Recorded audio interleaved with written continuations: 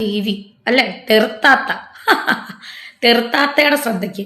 തെറുത്താത്തെ ഈ തെറുത്താത്തേനെ കുടുംബത്തിൽ കയറ്റുന്നവരെ ശ്രദ്ധിക്കുക. ആ കുടുംബത്തെ നിങ്ങൾ ദയവ് ചെയ്ത് കയറ്റി ഇവരുമായിട്ട് സൗഹൃദം കൂടിയ കിച്ചുവിനെ ചിലവിന് കൊടുക്കുന്നില്ലെങ്കിൽ അത് എനിക്കത് ചോദിക്കണം തോന്നി. ഞാൻ രേണുവിനെ അതിനുശേഷം വേറെ ഫോൺ വിളിക്കുകയോ എടുക്കുകയോ ഒന്നും ചെയ്തില്ല. Hi hello friends, welcome back. അപ്പൊ നമ്മൾ ഇന്ന് റിയാക്ഷൻ ചെയ്യാൻ പോകുന്നത് രേണുസുതി. അപ്പൊ രേണുസുതി തന്നെയാണ് നമ്മുടെ സബ്ജക്ട്. ഇന്നലെ നമ്മൾ എന്താണേലും ഈ സബ്ജക്ട് എടുത്തിട്ടുണ്ടായിരുന്നില്ല. കാരണം ഞാൻ മിനിഞ്ഞാന്നും ഇന്നലെയൊക്കെ ആയിട്ട് മിനിഞ്ഞാന്ന് ഞാൻ കിച്ചുമായിട്ട് കോൺടാക്ട് ചെയ്തിട്ടുണ്ടായിരുന്നു, കിച്ചുവിന്റെ ഫ്രണ്ട്സുമായിട്ട് കോൺടാക്ട് ചെയ്തിട്ടുണ്ടായിരുന്നു. രേണുസുതിയുമായിട്ട് റിലേറ്റ് ചെയ്ത് നിൽക്കുന്ന കുറേയധികം ആൾക്കാരുമായിട്ട് നമ്മൾ ഇന്നലെ കോൺടാക്ട് ചെയ്തു. കുറേയധികം കാര്യങ്ങൾ നമുക്ക് കിട്ടി. അതുകൊണ്ടാണ് ഇന്നലെ ഞാൻ വീഡിയോയുമായിട്ട് നിങ്ങളുടെ മുന്നിൽ വരാഞ്ഞത്. അപ്പൊ അറിഞ്ഞിരുന്ന കുറെ വിഷയങ്ങളുണ്ട്, കുറേയധികം കാര്യങ്ങൾ നിങ്ങൾ അറിയേണ്ടതുണ്ട്. എന്നാൽ നിങ്ങൾ അറിയേണ്ടാത്ത കുറേയധികം കാര്യങ്ങളുണ്ട്. നമ്മൾക്ക് പബ്ലിക്കിന്റെ മുന്നിൽ വന്ന് പറയാൻ കഴിയാത്ത കുറേയധികം കാര്യങ്ങളുണ്ട്. എന്താ പറയുക, പേഴ്സണൽ കാര്യമാണ്. ഇനി എന്തെങ്കിലും ഈ രേണുവോ കിച്ചുവോ ആരെങ്കിലും ഇത് വന്ന് പബ്ലിക്കിന്റെ മുന്നിൽ വന്ന് പറഞ്ഞാൽ നമുക്കപ്പം നോക്കാം. പക്ഷെ രേണു ഒരിക്കലും ഇതൊന്നും വന്ന് മുന്നിൽ വന്ന് പറയത്തില്ല. അങ്ങനെ പറഞ്ഞാൽ തന്നെ നാട്ടുകാർ ഇവരെ എടുത്തിട്ട് ചിലപ്പം അടിക്കാൻ ചാൻസ് ഉണ്ട്. അതാണ്. അപ്പം അതൊന്നും ഒരിക്കലും രേണു വന്ന് പറയത്തില്ല. കുറച്ചെങ്കിലും ബുദ്ധി ഉണ്ടെങ്കിൽ പറയത്തില്ല. കിച്ചു ഇനി ഒരു ലൈഫ് സ്റ്റോറി ഇടുമെന്ന് ചോദിച്ചാൽ അതിടാനും ചാൻസ് വളരെ കുറവാണ് എന്നാണ് എനിക്ക് മനസ്സിലാക്കാൻ കഴിഞ്ഞത്. പിന്നെ അതുപോലെ തന്നെ കിച്ചുവിന്റെ ഒരു ക്യാരക്ടർ നമുക്ക് ഈ ഒരു കാര്യത്തിൽ കിച്ചുവിനെ നമുക്ക് സപ്പോർട്ട് ചെയ്യാൻ പറ്റത്തില്ല, രേണുവിനെയും സപ്പോർട്ട് ചെയ്യാൻ പറ്റില്ല. പക്ഷെ അവൻ പറഞ്ഞ കാര്യം, കഴിഞ്ഞ ദിവസം ലൈഫ് സ്റ്റോറി എന്ന് പറഞ്ഞ സാധനം അത് വളരെ കറക്റ്റ് തന്നെയാണ്. അതിൽ ആ കിച്ചുവിനെ നമുക്ക് തള്ളിക്കളയാൻ പറ്റില്ല. ആ ഒരു സംഭവം ഞാൻ കിച്ചുവായിട്ട് യോജിച്ച് തന്നെ നിൽക്കുന്നു. ഇരുവരുടെയും കൂട്ടത്ത് ഇരുവരുടെയും കയ്യിൽ അല്ല, മൊത്തം ഒരു അലമ്പി ആകെപ്പാടെ ഒരു അവിയല് പരിപ്പം കിടക്കുന്ന ഒരു സംഭവമാണിത്. അപ്പം നിങ്ങൾക്ക് ആവശ്യമുള്ള സംഭവം എന്താണോ അത് ഞാൻ നിങ്ങളിലൂടെ എത്തിക്കും. കറക്റ്റ് കാര്യങ്ങൾ നമ്മൾ എല്ലാം പോയിന്റ് ബൈ പോയിന്റ് ആയിട്ട് മൊത്തം അരച്ച് കലക്കി കുടിച്ചിട്ടിരിക്കുകയാണ്. അപ്പം അതൊക്കെയാണ് നമ്മൾ കുറെ കാര്യങ്ങളെല്ലാം അറിഞ്ഞു വെച്ചിട്ടാണ് നമ്മൾ ഇങ്ങനെ റിയാക്ട് ചെയ്യുന്നത് എന്ന് മാത്രം നിങ്ങളൊന്ന് മനസ്സിലാക്കുക. അപ്പൊ നമുക്ക് ഇന്ന് നമ്മൾ റിയാക്ട് ചെയ്യുന്നത് നമ്മുടെ രേണുവിനെ സപ്പോർട്ട് ചെയ്തുകൊണ്ട് വന്ന കുറച്ച് രണ്ടുപേരുണ്ടായിരുന്നു. ഒന്ന് സജന ആൻഡ് ശ്രീതു. ഇവർ രണ്ടുപേരും എനിക്ക് മറുപടി തരണം. അപ്പൊ അവര് തീർച്ചയായിട്ടും ഇതിന് മറുപടി തരണം. അപ്പം ഈ രേണുവിനെ ന്യായീകരിക്കാൻ എന്താണ് നിങ്ങൾക്ക് കിട്ടിയ കാരണം? ആ ഒരു ക്യാഷ് കൊടുത്തുകൊണ്ട് മാത്രമാണോ എന്നുള്ള ഒരു ചോദ്യം ചോദിക്കണ്ട. അതിനു മുന്നേ നിങ്ങൾ ആദ്യമായിട്ടാണ് എന്റെ ചാനൽ കാണുന്നതെങ്കിൽ നിങ്ങൾ ഒന്ന് സബ്സ്ക്രൈബ് ചെയ്ത് കൂടാൻ ശ്രമിക്കുക. അതുപോലെ തന്നെ ലൈക്ക് ചെയ്യുമ്പോൾ ഹൈപ്പ് എന്നൊരു ഓപ്ഷൻ വരും. ആ ഓപ്ഷൻ ഉണ്ടെങ്കിൽ കൊടുക്കുക. പിന്നെ അതുപോലെ തന്നെ കമന്റ് തീരെ കുറവാണ്. കമന്റ് എന്താണേലും ചെയ്യുക. നമ്മൾ ഈ രേണുസുതി ടോപ്പിക്ക് തൽക്കാലം ഒരു ഇന്റർവെൽ എടുത്ത് വെച്ച് ചെയ്യും. ഇതാണ് അവൾ ടോപ്പിക്ക് കൊണ്ട് ഇടുവാണെങ്കിൽ ചെയ്യും. പക്ഷെ നമ്മളായിട്ട് കുത്തി പിടിച്ച് ഇനി തെരഞ്ഞു പോയി ചെയ്യുന്നില്ല എന്നാണ് എന്റെ ഒരു തീരുമാനം. പിന്നെ അതുപോലെ തന്നെ എന്തൊക്കെയോ കുറെ അധികം ഉണ്ടേ. ഞാൻ ഈ ഒരു വിഷയത്തിന്റെ പുറത്ത് പോയി അന്വേഷിച്ചിട്ട് എനിക്ക് തന്നെ തല മരവിച്ച് കുറേയധികം കാര്യങ്ങൾ കേട്ടതും അന്വേഷിച്ചതും എടുത്തതൊക്കെ വെച്ചൊക്കെ എന്റെ തല ആകെപ്പാടെ മരവിച്ചിരിക്കുന്ന ഒരു അവസ്ഥയാണ്. അതുകൊണ്ടാണ് ഇന്നലെ ഒരു വീഡിയോ ആയിട്ട് വരാഞ്ഞത്. അപ്പൊ രാവിലെ ഇന്നലെ രേണുസുതി ഒരു വീഡിയോസും റീൽസ് ഒക്കെ ഇട്ടിട്ടുണ്ടായിരുന്നു. അപ്പൊ നമുക്കതൊന്ന് കണ്ടിട്ട് വരാം. ടി.വി. അല്ലേ? തെറുത്താത്ത. തെറുത്താത്തയുടെ ശ്രദ്ധയ്ക്ക്.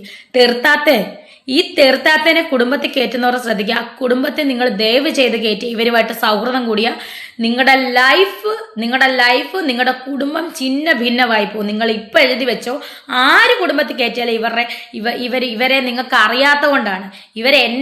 എന്നെ നെഗറ്റീവ് പറയുന്നതുകൊണ്ട് എന്നെ ഇഷ്ടമില്ലാത്ത കുറെ പേരെടുത്ത് ഇവരെ തലയിൽ വെക്കുന്നതല്ല. ആ ഒരു പോയിന്റിനോട് ഞാൻ പൂർണ്ണമായും യോജിക്കുന്നു. രേണുസുതിക്ക് വിവരവും ബുദ്ധിയൊന്നും ഇല്ലെങ്കിലും ചില സമയത്ത് പറഞ്ഞ ചില കാര്യങ്ങൾ അത് പോയിന്റാണ്. ഞാൻ 110% യോജിക്കുന്നു. ഇവരാരാണെന്ന് എന്താണ്, ഇവർക്ക് ദുബായിൽ എന്തായിരുന്നു ബിസിനസ് എന്നൊക്കെ നമ്മൾ ഇത് അറിഞ്ഞിട്ട് തന്നെയാണ് നമ്മൾ നിൽക്കുന്നത്. മനസ്സിലായോ? ഇവരെ പറ്റി ഇവരുടെ പേര് പോലും ഞാൻ പറഞ്ഞ ഇവർക്ക് റീച്ചാണ്. എന്തായിരുന്നു മകളെ ബിസിനസ്? പറയൂ രേണു, പറയൂ. നിനക്കറിയാവുന്ന കാര്യങ്ങൾ നിങ്ങൾ പറയൂ. ചുമ്മാ ബിസിനസ് എന്ന് പറയാൻ പറ്റുമോ? പറയൂ. നമ്മളും കൂടെ ഒന്ന് അറിഞ്ഞിരിക്കേണ്ടത് അത്യാവശ്യമല്ലേ? ഇങ്ങനെയൊക്കെ പറയാമോ? പറ. ഇപ്പം കുറെ പെണ്ണുങ്ങളുടെയും ആണുങ്ങളുടെയും ലൈഫും കുടുംബവും നശിപ്പിച്ച് കഴിഞ്ഞിട്ട് ഇപ്പൊ എന്നെ പിടിച്ചേക്കുവാണ്. നിന്റെ ഇതിൽ വീഴുന്നവളല്ല രേണുസുതി, മനസ്സിലായോ? നീ കുറെ കിടന്ന് കളിക്കും.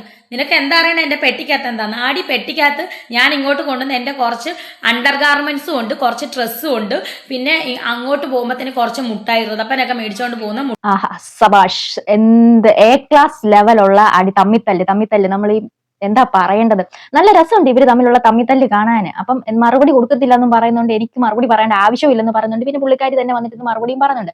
അപ്പൊ ചക്കി കൊടുത്ത ചങ്കര എന്ന് പറഞ്ഞാൽ രണ്ടുപേരും അങ്ങോട്ടും ഇങ്ങോട്ടും കൊടുക്കുന്നുണ്ട്. അതിനേക്കാളും കിണ്ണം കാച്ച മറുപടിയാണ് ഇതിന് ഷബീന ബീബി ഇന്നലെ കൊടുത്തിട്ടുള്ളത്. ഇനി വഴി പോകുന്ന വള്ളിയെല്ലാം രേണു പിടിക്കാൻ തയ്യാറായിക്കോ എന്നാണ് എനിക്ക് പറയാനുള്ളത്. അപ്പൊ എന്റെ ഒരു അഭിപ്രായത്തിൽ ഈ ഒരു കിച്ചുവിന്റെ ലൈഫ് സ്റ്റോറി എന്ന് പറഞ്ഞാൽ അവൻ അനുഭവിച്ച കാര്യങ്ങളാണ് വന്നൊരു ലൈഫ് സ്റ്റോറി ആയിട്ട് പറഞ്ഞിട്ടുള്ളത്. അപ്പൊ ഇതിന് മാത്രം തിളയ്ക്കാൻ ഒരു കാര്യവും ഇല്ലായിരുന്നു. സീരിയസ്ലി രേണുവിന് തിളയ്ക്കാൻ എന്താണ് അതിനകത്തുള്ളത്? ആ കൊച്ചു അനുഭവിച്ച കാര്യമല്ലേ പറഞ്ഞത്. അതാരും മാനിപ്പുലേറ്റ് ചെയ്ത് പറഞ്ഞല്ല. നമുക്ക് കേൾക്കുമ്പോഴേ മാനിപ്പുലേറ്റ് ചെയ്യാൻ വേണ്ടി അങ്ങനെ നിന്ന് കൊടുക്കുന്ന ഒരു പ്രായമാണോ? 10-21 വയസ്സായില്ലേ. പിന്നെ ഞാൻ ഈ കിച്ചുവിനെ കുറിച്ച് അന്വേഷിച്ചപ്പോൾ എനിക്ക് അറിയാൻ സാധിച്ചത് കിച്ചുവിന് അക്കരെ പച്ച സ്വഭാവം ഉണ്ടെന്നുള്ള കാര്യം അറിയാൻ അങ്ങനെ അറിഞ്ഞിട്ടുണ്ടായിരുന്നു.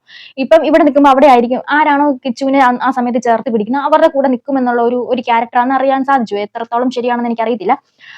അപ്പം നമ്മൾ ഒരിക്കലും രേണുവിനെ സപ്പോർട്ട് ചെയ്യില്ല. രേണു പൈസ കൊടുത്ത സ്ക്രീൻഷോട്ട് അടക്കമാണ് കൂട്ടുകാരികൾക്ക് ഷെയർ ചെയ്ത് കൊടുത്തത്. അത് ഏതാണ്ട് 500, 200, 1000-ന് താഴെയുള്ള എമൗണ്ടുകളാണ്. അപ്പൊ അവൻ അത്യാവശ്യം പോക്കറ്റ് മണിക്കുള്ള കാശ് കൊടുക്കുന്നുണ്ട്. പക്ഷെ അതൊരു ഔദാര്യമൊന്നും അല്ല രേണു, അത് നിങ്ങൾ കൊടുക്കേണ്ട തന്നെയാണ്. അപ്പൊ അത് കിച്ചുവിനും കൂടെ ഒരു അവകാശപ്പെട്ട വീട്ടിൽ കയറി താമസിക്കുമ്പോഴത്തേക്ക് ആ കൊച്ചിന് ഒരു എമൗണ്ട് കൊടുത്തെന്ന് പറഞ്ഞുകൊണ്ട് ഒന്നും നഷ്ടപ്പെടാൻ പോകുന്നില്ല എന്നുള്ള കാര്യം നീ മനസ്സിലാക്കുക. മുട്ടായി കുറെ പേര് നല്ല മുട്ടായി ഒക്കെ തന്നുവിടുന്ന ആ മുട്ടായി, ഇതൊക്കെ നിന്നെ എന്തിനാടി ഞാൻ ബോധിപ്പിക്കുന്നത്? അടി ബോധിപ്പിക്കേണ്ടവരെ ബോധിപ്പിച്ചിട്ട് തന്നെയാണ് ഞാൻ അങ്ങോട്ടും ഇങ്ങോട്ടും ഫ്ലൈറ്റ് കയറി ഇറങ്ങുന്നത്, മനസ്സിലായോ? അല്ല നീ അവിടെ ഇരുന്ന് കാലും വയ്യാതെ. അത് ശരിയായിരിക്കും. എന്നാന്നറിയോ, നമുക്ക് അത്ര നിസ്സാരമൊന്നും അല്ല. എയർപോർട്ടിൽ ചെക്കിങ്, കാര്യങ്ങൾ തിരിച്ചു വരുമ്പോ അതുപോലെ ചെക്കിംഗ് ആണ്. നമ്മളെല്ലാം പുറത്തുള്ളവരല്ലേ. അപ്പൊ നമുക്കറിയാം നമ്മൾ എങ്ങനെയാണ് പുറത്ത് പോയിട്ട് വരിക എന്നൊക്കെ. എയർപോർട്ട് ചെക്കിംഗ് അത്ര നിസ്സാരമൊന്നുമല്ല. രേണുസുതിയെ പോലുള്ള ഒരാൾക്ക് അത്ര നിസ്സാരമായിട്ട് ഇറങ്ങി പോരാമെന്ന് വിചാരിക്കുന്നുണ്ടോ? അപ്പം രേണുസുതിക്ക് എന്തെങ്കിലും അങ്ങനെ ഇല്ലീഗലായിട്ട് എന്തെങ്കിലും ഉണ്ട് എന്നറിയാണെങ്കിൽ ഷെബിന ബീബി അത് കറക്റ്റ് ആയിട്ട് തെളിവ് സഹിതം പറയണം. അപ്പൊ അത് ചുമ്മാ ഒരു ഇഷ്ടക്കേടിന്റെ പേരിൽ ഒരു അലിഗേഷൻ കൊണ്ടുവെക്കേണ്ട കാര്യമൊന്നുമില്ല. പിന്നെ രേണു ഇപ്പൊ പറഞ്ഞത് അവരുടെ കാല് വയ്യാതെ, ഒരു മനുഷ്യരുടെ വയ്യാത്ത ഒരവസ്ഥയെ ഇതിനകത്ത് ഇടരുത് രേണു. അത് മോശമാണ്. കാരണം നമ്മുടെ ബാഹ്യമായ സൗന്ദര്യവും അതും ഇതും എല്ലാം നമുക്ക് എന്തെങ്കിലും ഒന്ന് സംഭവിച്ചാൽ നമുക്കത് നഷ്ടപ്പെട്ടേക്കാം. അങ്ങനെ ഒരു സ്റ്റേറ്റ്മെന്റ് നീ പറയാതിരിക്കുക. അവിടെ ഇരുന്ന് ഇങ്ങനെ ഇരുന്ന് എഴുന്നേറ്റ് മുള്ളാൻ പോലും പോകാതെ ഇരുന്ന് പറയുന്ന പോലല്ല ഞാൻ അന്തസ്സായിട്ട് അങ്ങോട്ടും ഇങ്ങോട്ട് പോകുന്നത്. നിന്നെ ഇങ്ങനെ പറയരുതാത്തതാണ് ഞാൻ. പക്ഷെ എന്റെ വായിന് നീ എന്നെ അത്ര നികൃഷ്ടമായിട്ടാണ് നീ സംസാരിക്കുന്നത് എന്നെ പറ്റി. എന്റെ കുടുംബത്തിൽ കയറി നീ കളിച്ചു. നീ ഒരുത്തിയാണ് ഇപ്പോഴത്തെ ഈ പ്രശ്നത്തിന്, എന്റെ ഫ്രസ്ട്രേഷൻ, എന്റെ മാനസികാവസ്ഥയ്ക്കും കാരണം നീ ഒരുത്തിയാണ് എന്റെ കുടുംബത്തിൽ കയറി കളിച്ചത്. നീ ഒരുത്തി മക്കളെ തമ്മി തല്ലിച്ച്, മക്കളെ അമ്മയും തമ്മി തല്ലിച്ച് നീ ആസ്വദിക്കുന്നുണ്ടല്ലോ ഇപ്പൊ. നീ ആസ്വദിക്കടി. നീ ഒരു കുടുംബത്തിൽ കയറി നീ ആ കുടുംബങ്ങൾ തമ്മിൽ ഇല്ലാതാക്കിയിട്ട് എന്റെ ഫാമിലിയെയും മറ്റേ ഫാമിലിയെയും തമ്മിൽ അടുപ്പിച്ച്, മക്കളെയും തമ്മിൽ അടുപ്പിച്ച് നീ ഗുണം പിടിക്കത്തില്ലടി ഒരിക്കലും. നീ ഗുണം പിടിക്കത്തില്ല. ഇത് കൂടുതലൊന്നും രേണുസുതിക്ക് പറയാനില്ല. നാശം പിടിച്ചവളെ ഷഫി. അപ്പം രണ്ടു കൂട്ടരും കട്ടയ്ക്ക് എന്താണേലും അങ്ങോട്ടും ഇങ്ങോട്ടും ആവശ്യത്തിലേറെ കൊടുക്കുന്നുണ്ട്. അപ്പൊ അത് കണ്ടപ്പോൾ നമുക്ക് കോമഡി, നല്ല ചിരി വന്നിട്ടുണ്ടായിരുന്നു. അപ്പോഴേക്കും വെച്ച് താമസിക്കാൻ നമുക്ക് ശ്രീത്തിലോട്ട് പോകാം. ശ്രീതു, എനിക്ക് നീ മറുപടി തന്നേ പറ്റുള്ളൂ. അപ്പൊ ശ്രീത്തുവിന് എന്തൊക്കെയോ ഇതേ തുടർന്ന് പറയാനുണ്ട്. അങ്ങനെ നമുക്കറിയാലോ, നമ്മുടെ രേണുസുതിയുടെ കൂട്ടുകാരിയിൽ ഒരാളാണ്. അപ്പൊ ശ്രീതു, എനിക്ക് ഇതിന് ചോദിക്കുന്ന ഒരു മറുപടി തന്നേ പറ്റുള്ളൂ.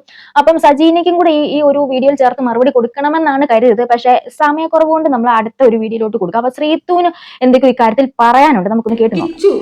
ഞാൻ മനസ്സിലാക്കിയെടുത്തോളം കിച്ചുവിന്റെ എല്ലാ ചെലവിനുമുള്ള ക്യാഷ് രേണു കൊടുക്കുന്നുണ്ട്.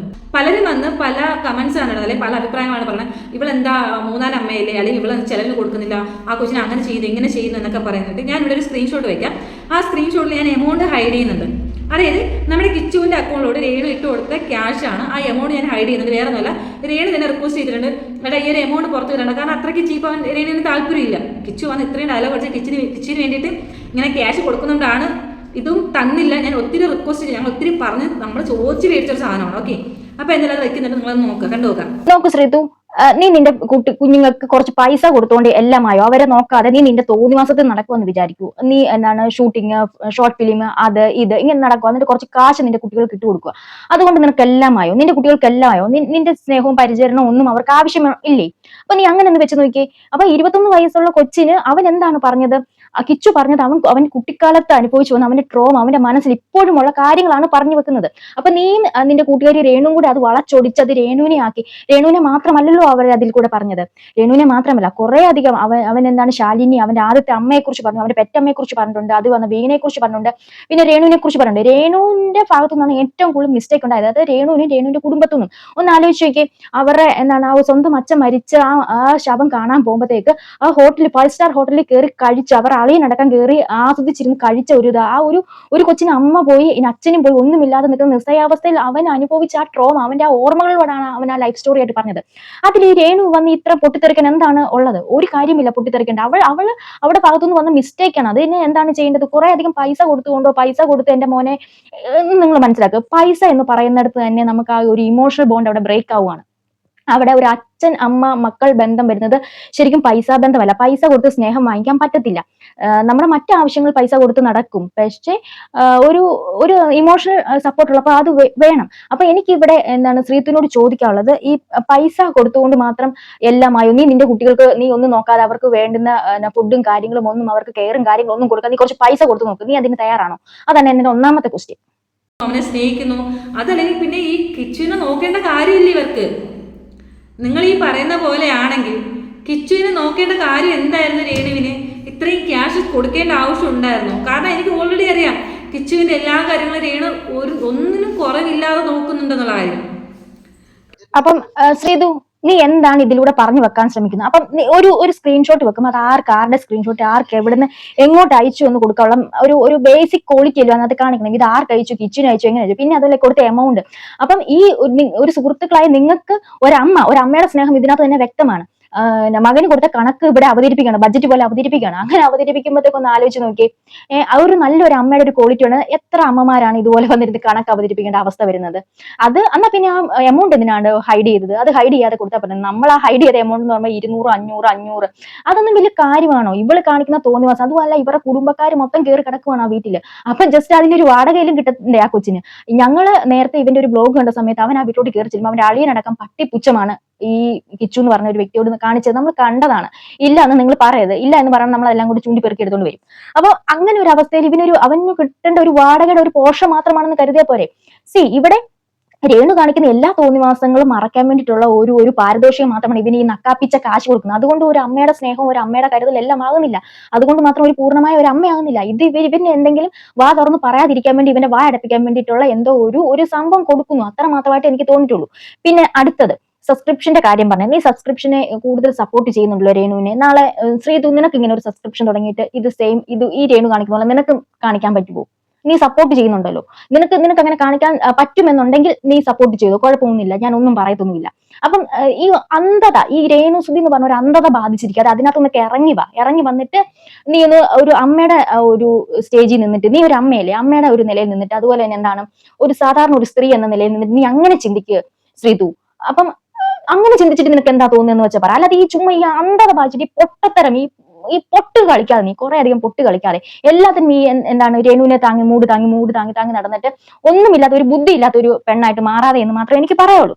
അപ്പം ഇതൊക്കെയാണ് ഗൈസ് ഇന്നത്തെ ഒരു ചെറിയൊരു സബ്ജക്റ്റ് ആണ്. എനിക്ക് കുറച്ച് തിരക്കും കാര്യങ്ങളൊക്കെ ഉണ്ട്, അതുകൊണ്ടാണ് ഇങ്ങനെ ഒരു കാര്യം പറഞ്ഞ് ഒതുക്കിയത്. അപ്പം രേണുവിന്റെ ഈ ഒരു കാര്യം എന്ന് പറഞ്ഞാല്, രേണു ആവശ്യമില്ലാതെയാണ് വള്ളികൾ പിടിക്കുന്നത്. ശരിയാണ്, രേണുവിനെയും ആ ഒരു ലൈഫ് സ്റ്റോറി എന്ന് പറഞ്ഞതിനകത്ത് പരാമർശിച്ചിട്ടുണ്ട്. പക്ഷെ രേണു ഇത്രമാത്രം കടന്ന് കയർക്കാൻ മാത്രം വേണ്ടിയിട്ടൊന്നും പറഞ്ഞിട്ടൊന്നുമില്ല. അത് കഴിഞ്ഞിട്ട് രേണുവിന്റെ വേറൊരു സ്റ്റോറിയും കാര്യങ്ങളൊക്കെ വന്നിട്ടുണ്ട്. അപ്പൊ ഞാൻ അടുത്തൊരു വീഡിയോയിലോട്ട് അത് ഉൾപ്പെടുന്നതായിരിക്കും. അപ്പൊ നിങ്ങൾക്ക് ഈ വിഷയത്തെക്കുറിച്ച് എന്താണ് തോന്നുന്നത് വെച്ചാൽ തീർച്ചയായിട്ടും കമന്റ് ചെയ്യുക. അടുത്തൊരു വിഷയത്തിൽ വീണ്ടും കണ്ടവരെ ബൈ.